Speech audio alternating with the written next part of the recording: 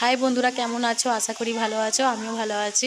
আজকে দেখাবো একটা ছোট মিনি ব্লগ নিয়ে চলে এসেছি। আজকে দেখাবো আমাদের বাপের বাড়িতে কত সুন্দর সুন্দর গাছ দেখাবো। আমার কাকিমা সব চাষ করেছে। দেখো ছাদের ওপরে কি সুন্দর লঙ্কা চারা, পালং শাক, বেগুন, গাঁদা ফুল চাষ করেছে।